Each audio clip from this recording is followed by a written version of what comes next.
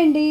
ఈ వీడియోలో ఈ వారం మేము చేసిన వంటల గురించి, నాకు వచ్చిన గిఫ్ట్ గురించి, నేను స్టిచ్ చేసుకునే డ్రెస్ గురించి, అలాగే ఈ సంవత్సరం మా పొలంలో పండిన పంటల గురించి ఈ వీడియోలో మీతో పంచుకోబోతున్నానండి. వీడియో ఫస్ట్లోనే ఏం చెప్పాలనుకుంటున్నానో చెప్పేసాను అనుకోండి, ఇంట్రెస్ట్ ఉన్న వాళ్ళు చూస్తారు, చూడని వాళ్ళు స్కిప్ చేస్తారు. అందుకేనండి వీడియోలో మీరు చూడబోయేది ముందుగానే చెప్పేస్తాను. ప్రీవియస్ వీడియోలో అమెరికా నుంచి బల్క్ ఆర్డర్ వచ్చిందని చెప్పాను కదండి. కష్టపడి హెర్బల్స్ అన్నీ రెడీ చేసుకొని ఎంతో శ్రద్ధగా షాంపూ పౌడర్ తయారు చేసి అవన్నీ నీట్గా ప్యాక్ చేసి కొరియర్ వేద్దామని పార్సిల్ ఆఫీస్కి తీసుకువెళ్తే సింపుల్గా పార్సిల్ వెళ్తున్నారు.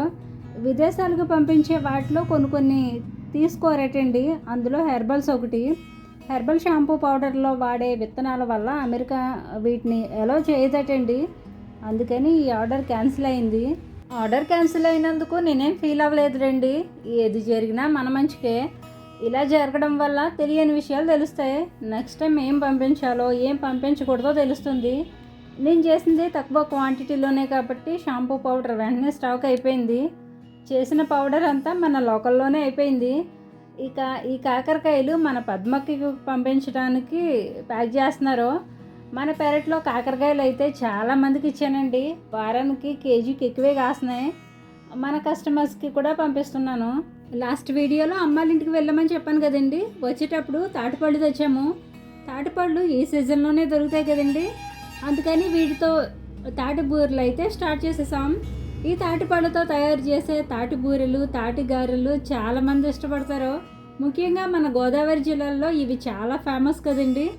ఇక ఇందులోకి వాడే బెల్లం ప్యూర్ ఆర్గానిక్ కాకపోయినా ప్రమాదకరమైన కెమికల్ బెల్లం అయితే కాదండి. మా ప్రాంతంలో ఎక్కువగా చెరుకు తోటలు ఉంటాయి.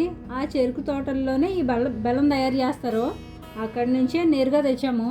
బెల్లాన్ని సన్నగా తురుముకొని తాటిపళ్ళ గుజ్జులో బెల్లం కరిగేటట్టు బాగా కలుపుకొని అందులో బొంబాయి రవ్వ, వరిపిండి వేసుకొని బూరెల పిండిలో కలుపుకోవాలి. కొంతమంది ఇడ్లీ రవ్వతో చేస్తారు, కొంతమంది వరిపిండితో చేస్తారు. మేమైతే బొంబాయి రవ్వ, వరిపిండి రెండు వేస్తాము. జస్ట్ తాటి బూరెలు ఎలా వేస్తామో చెప్తున్నానండి. క్లారిటీగా అయితే ఈ రెసిపీ గురించి నాకు పెద్దగా తెలీదు. అత్తయ్య చేస్తుంది. ఇలాంటి వంటలు చేస్తున్నప్పుడు కానీ చూస్తున్నప్పుడు కానీ మన చిన్నతనం గుర్తొస్తుంది. ఆ టైంలో మనకి అందుబాటులో ఉన్న వాటితోనే, అంటే ఏ సీజన్లో ఏం దొరుకుతాయో వాటితోనే వంటలు చేసుకునేవాళ్ళం. ఇంట్లో వండినవి తప్ప బయట కొనుక్కొని తినడం చాలా తక్కువ. ఇప్పుడు మనకి నోరు ఊరించేలా ఎన్నో రకాల స్నాక్స్, రెసిపీస్ మన చుట్టూనే ఉంటున్నాయి.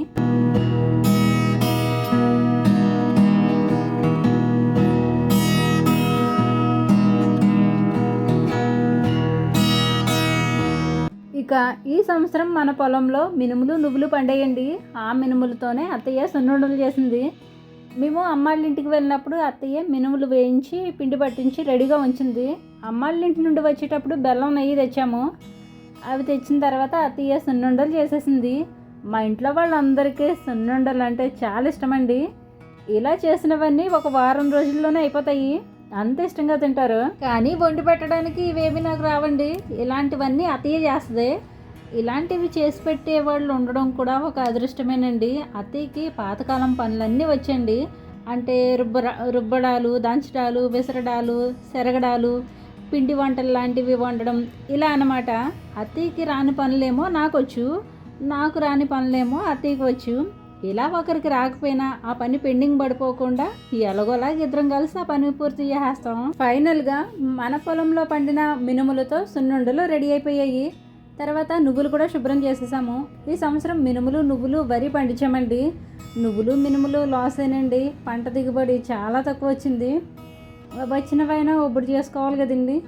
నువ్వులు శుభ్రం చేయడం చాలా కష్టమండి. ఇలాంటి పనులు చేసేటప్పుడు అసలు ఆ రోజుల్లో ఈ పనులన్నీ మాన్యువల్గా ఎలా చేసేవారా అని ఆశ్చర్యంగా అనిపిస్తుంది. ఇంట్లో ఒక ఫ్రిడ్జ్ లేకపోయినా, ఒక మిక్సీ లేకపోయినా, గ్యాస్ లేకపోయినా, ఆఖరికి కరెంట్ లేకపోయినా ఒక పూట గడవడమే కష్టంగా ఉంటుంది. అలాంటిది యంత్రాలతో పని లేకుండా కేవలం ఇలాంటి పనిముట్లతోనే ఎలా చేసేవారో ఏమో. పోనీ అప్పుడెప్పుడైనా ఇలా రోట్లో దంచుకోనో రుబ్బుకోనో చేసుకుందామంటే చాలా టైం వీటికి కేటాయించాలి. ఒక పని పూర్తయ్యేలోపు 100 పనులు చేయొచ్చు. అప్పట్లో ఆడవాళ్ళకి అలా అలవాటు అయ్యిందో లేదంటే అప్పుడున్న జీవన శైలిని బట్టి అలా చేసేవాళ్ళేమో. కానీ ఇప్పుడు చేయాలంటే ఇంట్లో ఉండే లేడీస్కి అయితే కొంచెం పర్వాలేదు, కానీ వేరే వేరే పనులున్న వర్కింగ్ ఉమెన్స్కి అయితే చాలా కష్టం. ఎందుకంటే ఇప్పుడు టైంతో పాటు పరిగెత్తాల్సి వస్తుంది. గంట వేస్ట్ అయిందంటే ఇంకో గంట ఎక్స్ట్రా పని చేయాల్సి వస్తుంది.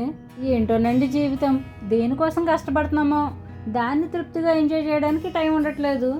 నేను లక్కీగా ఫీల్ అయ్యేది ఏంటంటే, ఇంత కష్టపడుతున్నందుకు, మంచి ఆహారాన్ని తినే అవకాశం ఉన్నందుకు లక్కీగానే ఫీల్ అవుతున్నాను. మాకు కావాల్సినవన్నీ 50% పండించుకుంటున్నాము. ఈ పర్సంటేజ్ ఇంకా పెరిగేలా ప్లాన్ చేస్తున్నాం. లక్కీగా అది సక్సెస్ అయితే 100% ఆర్గానిక్ ఫుడ్ తినొచ్చు. ఓకేనండి, నువ్వుల్ని ఈ విధంగా శుభ్రంగా కడిగేసుకున్న తర్వాత మేడ మీద ఆరబెట్టేసాము. ఈ నువ్వులు కడిగిన రోజు అయితే రోజంతా పనే ఉంటుందండి. ముందు రోజు నువ్వుల్ని నానబెట్టాలి, తర్వాత రోజు శుభ్రంగా కడగాలి. కడిగినవన్నీ నీరు మొత్తం పోయే వరకు ఉంచి ఎండలో ఆరబెట్టాలి. 50% ఆరిన తర్వాత అందులో ఉండే పొట్టు మొత్తం చెరగాలి. ఇంత ప్రాసెస్ చేస్తేనే కానీ నల్లని నువ్వులు తెల్లగా మారవు. అసలు అయితే ఈ పని చేయడానికి 4-5 ఉండాలండి. 4-5 ఉంటే పని తొందరగా అయిపోద్ది. నువ్వులు తక్కువే కాబట్టి అత్తయ్య నేను కడిగేసాము. ఇది వరకటి రోజుల్లో అయితే అప్పట్లో అందరూ వ్యవసాయ కుటుంబాలే కాబట్టి ఒకరోజు ఒకరు కడుక్కుంటే వాళ్ళకి పక్కింటోళ్ళు హెల్ప్ చేసేవాళ్ళంట. వాళ్ళు కడుక్కున్న రోజు వీళ్ళు హెల్ప్ చేసేవాళ్ళంట. అలా ఒకరికొకరు హెల్ప్ చేసుకునేవాళ్ళంట. ఇప్పుడు డబ్బులు వేస్తాం, కొంచెం హెల్ప్ చేయండి బాబు అని బ్రతిమలాడుకున్నా చేసి పెట్టే నాదుడే ఉండట్లేదు. మన అమ్మలు అత్తగారుల జనరేషన్ పోయిందనుకోండి, ఇలా చేసే పనులు కూడా అంతరించిపోతాయి. చూసారా, చాటతో జరిగితే పొట్టు ఇలా సపరేట్ అయిపోయింది. ఈ మాత్రం చేయడానికే అమ్మో అనిపించింది. అప్పట్లో బస్తాలు బస్తాలు ఎలా చేసేవారో ఏమో. ఆ రోజు మా అదృష్టం ఏంటంటే ఉదయం వర్షం పడింది, మధ్యాహ్నం ఎండగాసింది. ఒకవేళ ఆ రోజు ఎండ లేకపోతే నువ్వులన్నీ వేస్ట్ అయ్యేవి. మా పొలంలో నువ్వులు మినుములతో పాటు వరి కూడా పండించామండి. రీసెంట్గా బియ్యం ఆడించుకున్నాము. బియ్యంలో పురుగు పట్టకుండా బియ్యం ఎలా స్టోర్ చేసుకుంటానో చూసేయండి. బియ్యం డబ్బాలో బియ్యం అయిపోయినప్పుడల్లా బియ్యం డబ్బా శుభ్రంగా కడిగి ఎండలో ఆరబెడతాను. అది పూర్తిగా ఆరిపోయిన తర్వాత బియ్యం పోసుకొని పైన వేపకొమ్మలు వేస్తాను. అలా లేయర్గా ఒక లేయర్ బియ్యం, ఒక లేయర్ వేపకొమ్మలు వేస్తాను. పల్లెటూర్లలో అయితే బియ్యంలో పురుగు పట్టకుండా ఇలానే చేస్తారండి. ఎండాకాలంలో పర్వాలేదు, కానీ వర్షాకాలంలో కంపల్సరీ బియ్యంలో వేపాకులు వేసుకోవాలి. వేపాకులు చేదుగా ఉంటాయి కాబట్టి ఆ ఫ్లేవర్కి పురుగులు పట్టకుండా బియ్యం ఫ్రెష్గా ఉంటాయి. బియ్యంలో వేప కొమ్మలే వేసుకుంటే మంచిది. ఆకులు వేసుకున్నాం అనుకోండి, మనకి బియ్యం కావాల్సి వచ్చినప్పుడల్లా ఆకులు ఏరుకోవాల్సి వస్తుంది. కొమ్మలు వేసుకుంటే ఆకులు ఏరుకునే పని ఉండదు. అందుకే ఇలా కొమ్మలుగానే వేసేస్తున్నాను. మనకి ఏవైతే ఎక్కువ అవసరమో వాటిలో కొన్నైనా మన పెరట్లోనో, మన పొలంలోనో, మన బాల్కనీలోనో, లేదంటే మన టెర్రస్ పైన పండించుకునేలా ఉండాలి. ప్రస్తుతం బయట ఫుడ్ ఎంత డేంజర్గా ఉంటుందో తెలుసు కదండి. చిన్న ప్లేస్ ఉన్నవాళ్ళు టమాటా, పచ్చిమిర్చి ఈ 2 పెంచుకున్నా చాలు. ఎందుకంటే మనం రెగ్యులర్గా కూరల్లో వాడేవి ఇవే కదండి. ఓకేనండి, నాకు వచ్చిన గిఫ్ట్ గురించి చెప్తానన్నాను కదండి. మన సబ్స్క్రైబర్ ఒకరు ఇంట్లోనే సబ్బులు తయారు చేస్తారటండి. నా కోసం కొన్ని సబ్బులు పంపించారు. వాటితో పాటు జెండు బొమ్మ కూడా పంపించారు. ఇప్పటి వరకు మ్యాక్సిమం అన్నీ ఇంట్లోనే చేస్తారని తెలుసు, కానీ జెండు బొమ్మ కూడా ఇంట్లోనే తయారు చేస్తారని తెలీదు. బాక్స్ ఓపెన్ చేస్తుంటేనే మంచి స్మెల్ వస్తుంది. ఇవన్నీ న్యాచురల్ ఇంగ్రీడియంట్స్తో తయారు చేసిన సబ్బులటండి. నేను ఎక్కువగా న్యాచురల్ ప్రోడక్ట్సే ఇష్టపడతానని నా కోసం చాలా ఇష్టంగా పంపించారు.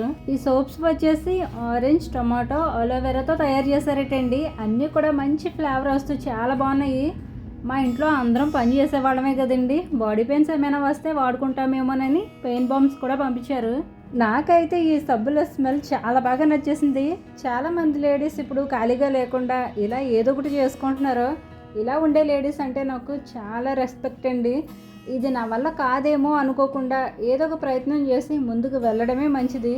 ఏదో ఒక రోజు ప్రయత్నం తప్పకుండా సక్సెస్ అవుతుంది. ఈ ప్రోడక్ట్స్ మనకు పులివెందుల నుండి అనురాధ గారు పంపించారు. జస్ట్ ఇవి నా మీద అభిమానంతో మాత్రమే పంపించారండి. ప్రమోషన్ చేయమని అయితే అస్సలు కాదు. అందుకే డీటెయిల్స్ ఏమీ చెప్పట్లేదు. ఒకవేళ ప్రమోషన్ చేయమని అడిగి ఉంటే నేను అసలు చేసి ఉండేదనే కాదు. ప్రమోషన్స్ అవి నాకు నచ్చవండి. ఎందుకనో వేరే సందర్భంలో ఎప్పుడైనా చెప్తాలేండి. అనురాధ గారు వాళ్ళ ఫ్రెండ్స్కి, ఫ్యామిలీ మెంబర్స్కి, తెలిసిన వాళ్లకు, అడిగిన వాళ్ళకి చేసిస్తూ ఉంటారటండి. నాకైతే అడగకుండానే పంపించారు. నాపై ఎంతో ప్రేమతో, అభిమానంతో పంపించినందుకు అనురాధ గారికి హార్ట్ఫుల్గా థ్యాంక్ యూ సో మచ్. ఇక ఈ శ్రావణ మాసం స్పెషల్గా కొన్ని డ్రెస్సులు తీసుకున్నానండి. ఆల్రెడీ నాకు ఒక శారీ ఉందిలేండి. కట్టుకునేవన్నీ డ్రెస్లే కాబట్టి డ్రెస్లే తీసుకున్నాను. అందులో ఒక డ్రెస్ కూడా స్టిచ్ చేసుకున్నాను. చూసి ఎలా ఉందో చెప్పండి.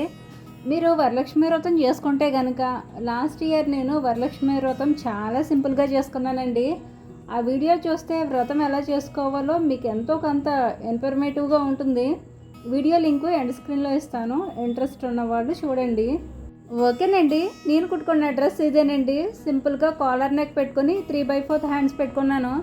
శారీ బ్లౌజ్ కుట్టుకున్న, డ్రెస్ కుట్టుకున్న మ్యాక్సిమం అన్ని కాలర్ నెక్సే పెట్టుకుంటాను. సన్నగా ఉంటాను కాబట్టి నాకు ఇవే సూట్ అవుతాయి. పైగా మోడల్స్ ఏమీ నాకు నచ్చవులేండి. సింపుల్గా ఉండడానికే ఇష్టపడతాను. ఫైనల్గా నా అవుట్ఫిట్ ఎలా ఉందో చెప్పండి. సరేనండి, అమ్మవారి ఆశీస్సులతో అందరూ ఆయుర ఆరోగ్యాలతో ఎల్లప్పుడూ సంతోషంగా ఉండాలని మనస్ఫూర్తిగా కోరుకుంటూ అందరికీ వరలక్ష్మి వ్రత శుభాకాంక్షలు. ఇక ఇవాల్టి వీడియో ఇంతేనండి. ఈ వీడియోపై మీ అభిప్రాయం ఏమిటో కామెంట్ చేసి, వీడియో నచ్చితే తప్పకుండా లైక్ చేయండి. మరో మంచి వీడియోతో మళ్ళీ వస్తాను. ఉంటానండి. నమస్తే.